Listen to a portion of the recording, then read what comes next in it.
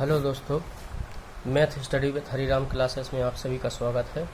पिछले वीडियो में मैंने प्रश्नावली 1.1 समझाई थी। इस वीडियो में करते हैं प्रश्नावली 1.2।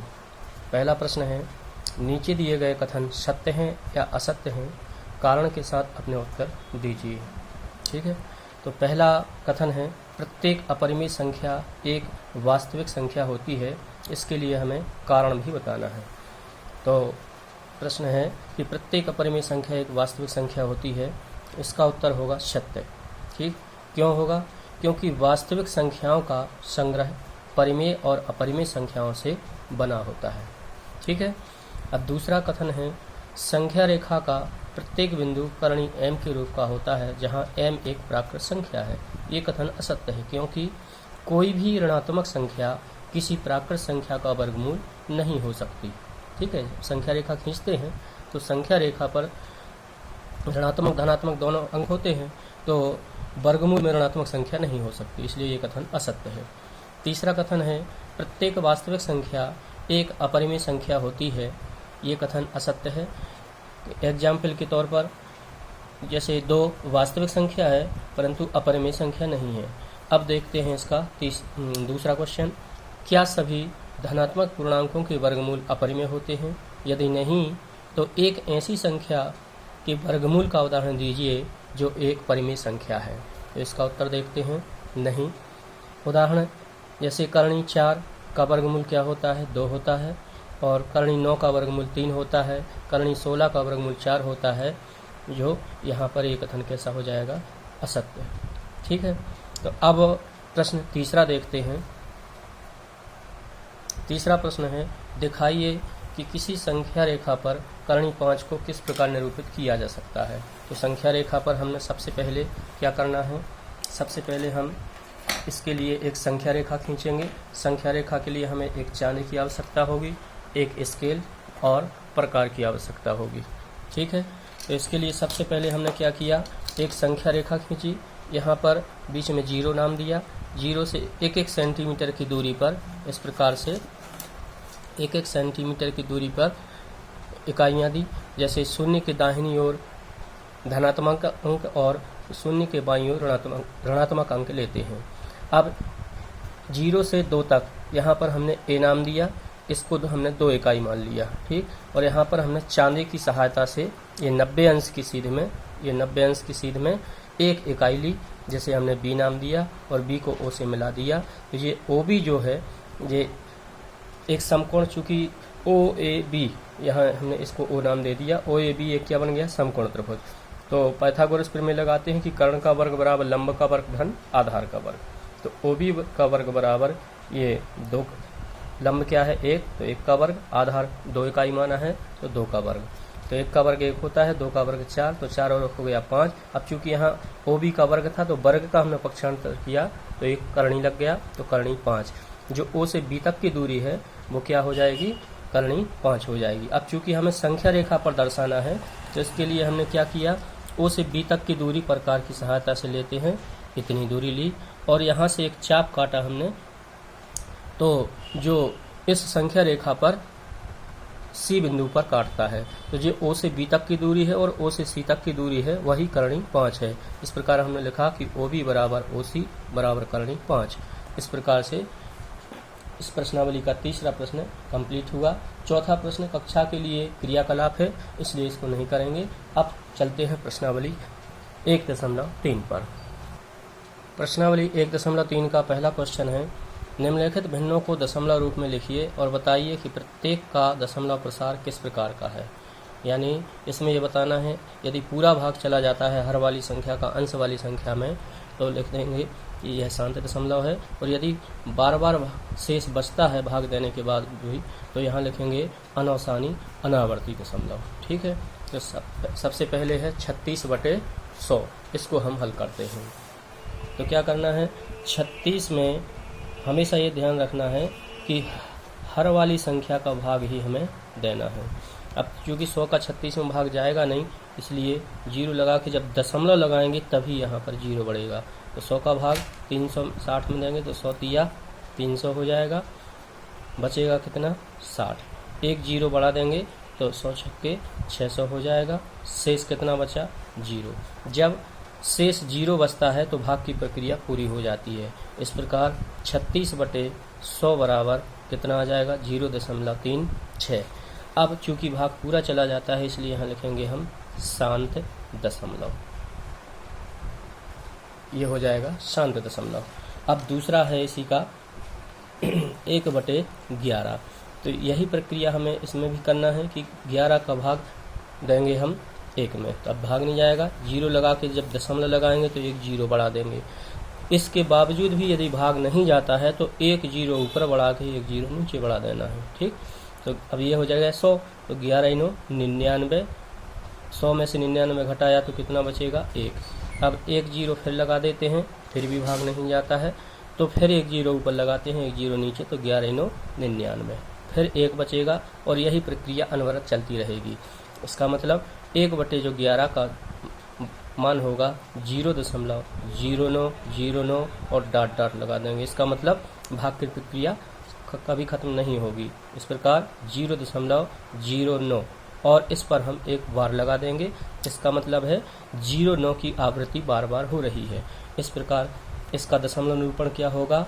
अनावसानी, इसको बोलते हैं अनावसानी आवर्ती दशमलव। अनावसानी आवर्ती दशमलव।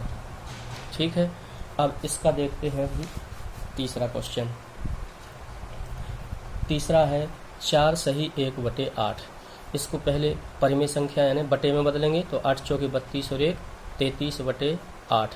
33 में हमें 8 का भाग देना है, तो पहले तो 33 में चला जाएगा तो 8 चौके 32, 3 में से 2 घटाया 1, दशमलव लगा के 0 बढ़ाते हैं, 8 एकम 8, 10 में से 8 घटाया 2, 1 0 बढ़ाते हैं तो 8 दूनी 16, बचते हैं 4, फिर 1 0 बढ़ाते हैं तो 8 पंचे 40 हो जाता है और शेष बचता है 0, यानी भाग की प्रक्रिया पूरी हो गई। तो 4 सही 1/8 का परिमेय संख्या क्या आई थी इसकी बटे वाली? 33/8 बराबर कितना आएगा? 4.125। ये दशमलव निरूपण हो गया। और जब भाग पूरा चला जाता है तो क्या लिखेंगे? शांत दशमलव। शांत दशमलव। इस प्रकार से ये क्वेश्चन के 3 हो गए। अब देखते हैं इसका चौथा 3/13। अब 3/13 में क्या करना है? 3 में 13 का भाग देना है। तो पहले तो 0 लगा के दशमलव लगाएंगे और यहाँ 1 0 बढ़े तो 13 दूनी 26 हो जाएंगे, शेष बचेंगे 4। 1 0 बढ़ाते हैं तो 13 × 39 बचेगा 1, फिर 1 0 लगाते हैं तो भाग नहीं जा रहा है, भागनास्ती 0 लगा के 1 0 बढ़ा देते हैं तो 13 × 7 = 91, बचेगा कितना? 9। फिर 1 0 बढ़ाएंगे तो 13 × 6 = 78, तो कितने बचेंगे? 12। फिर 1 0 बढ़ा देते हैं तो 13 × 9 = 117, बचेगा 3। अब यही प्रक्रिया यहीं रोक देनी है। क्यों रोकनी है? क्योंकि सबसे पहले हमें किस संख्या में भाग देना था? 3 में। तो यदि ये प्रक्रिया तब तक चलेगी जब तक वही संख्या यानी 3 शेष नहीं बचता है। 3 शेष आ गया यानी फिर 2 बार भाग जाएगा, 3 बार, फिर 0 बार, 7 बार, 6 बार, फिर 9 बार। इसका मतलब है 3/13 का दशमलव निरूपण 0.230769। फिर एक बार और लिख देंगे 230769 और डॉट डॉट लगा देंगे और बराबर लगा के 0. कौन कौन से अंकों की पुनरावृत्ति हुई? 2 3 0 7 6 9, इस पूरे पर बार लगा देते हैं। तो ये आवर्ती दशमलव है, यानी इसका दशमलव निरूपण क्या होगा? अनावसानी आवर्ती दशमलव। आवर्ती दशमलव। ठीक है, अब देखते हैं इसका अगला। पांचवा है 2/11। तो 11 में 11 का भाग हमें 2 में देना है। तो 0 लगा के जब दशमलव लगाएंगे तो 1 0 बढ़ जाएगा, तो 11 एकम 11, कितने बचेंगे? 9। 0 बढ़ाएंगे तो 11 8 88, कितने बच गए? 2 बचते हैं। यानी जिस संख्या में भाग दे रहे थे वही संख्या आ गई। इसका मतलब क्या हुआ कि 2/11 बराबर 0.1818। ये बार बार आएगा क्योंकि 1 और 8 की आवृत्ति हो रही है, तो बराबर लगा के 0.18 और 1 8 पे बार लगा देंगे। तो ये भी क्या हो जाएगा? अनावसानी आवर्ती दशमलव। अनावसानी आवर्ती दशमलव। ठीक, अब इसका छठवां है इसका 329 में 400 का भाग देना है। तो इसके लिए देखते हैं, पहले तो चूँकि 400 बड़ा है, जीरो लगा के जब दशमलव बढ़ाएंगे तो यहाँ जीरो बढ़ जाएगा, तो 4 8 32 और 2 जीरो लगा देंगे तो 400 का पहाड़ा हो जाएगा। शेष कितना बचेगा 90। फिर एक जीरो बढ़ाते हैं तो 400 दूनी कितना हो जाएगा 800, तो बचेगा कितना 100। फिर एक जीरो बढ़ा देते हैं तो 400 दूनी 800, बचेगा कितना 200। फिर एक जीरो लगाएंगे तो 4 पंचे 20, माने इसका भाग पूरा चला गया।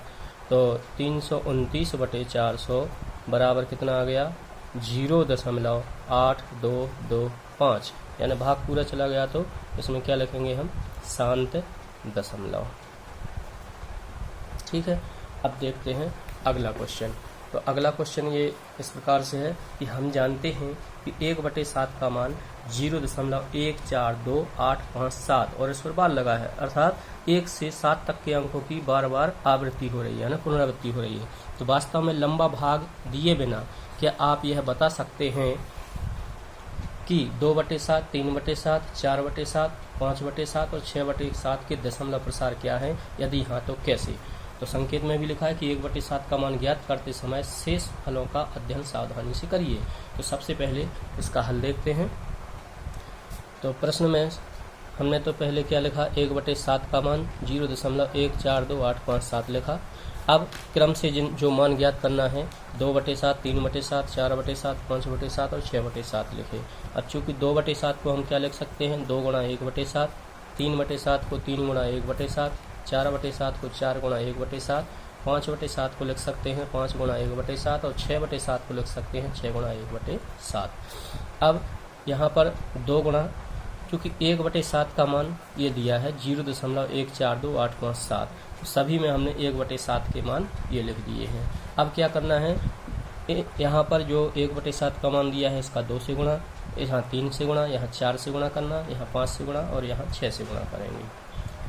तो क्या करना है, जैसे 2 का 7 से, अब चूंकि ये ध्यान रखना है कि अंक कितने का भी गुणा करेंगे इस मान में, अंक वही के वही आएंगे। जैसे 2 सत्ते 14 की 4 हासिल 1, 2 पंचे 10 और 11 की 1 हासिल 1, 2 अट्ठे 16 और 17 की 7 हासिल 1, 2 दूनी 4 और 1 5, 2 चौके 8, 2 एकम 2 दशमलव और फिर 0 ज्यों का त्यों, यानी 2 का इस मान से गुणा किया तो ये मान आ जाता है और इस पर बार लगा देते हैं, क्योंकि अंकों की पुनरावृत्ति फिर वही होगी।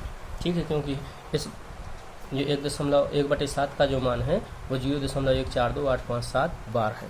ठीक है, तो इसी प्रकार हमने 3 से गुणा किया तो मान कितना आ गया 0.428571।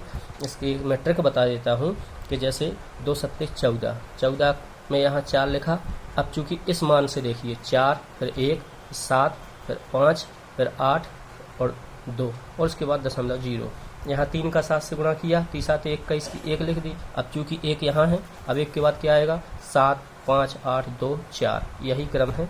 4 का 7 से गुणा करेंगे, 4 7 28, 8 लिख दी, इकाई ओर से 8 लिखी। अब 8 के बाद क्या आएगा 2 4 1 फिर 7 5 और दशमलव 0। फिर 5 का 7 से गुणा करेंगे तो 5 7 35 की 5 आ गई। अब 5 कहाँ है, ये है, तो 5 8 2 4 1 फिर 7 लास्ट में और दशमलव 0। अब इसके बाद 6 7 42 की 2, अब 2 तो यहाँ लिख दी। अब 2 यहाँ से, 2 के बाद क्या आएगा 4 1 7 5 8, इस प्रकार से 0.857142 और बार लगा दिया। इस प्रकार ये सभी मान हमने ज्ञात कर लिए। दोस्तों ये दूसरे प्रश्न तक कंप्लीट हो गया है। शेष प्रश्न अगले वीडियो में बताऊंगा, और यदि वीडियो अच्छा लगा हो तो अपने दोस्तों को शेयर जरूर करें और कमेंट करके जरूर बताएं कि वीडियो आपको कैसा लगा है। धन्यवाद।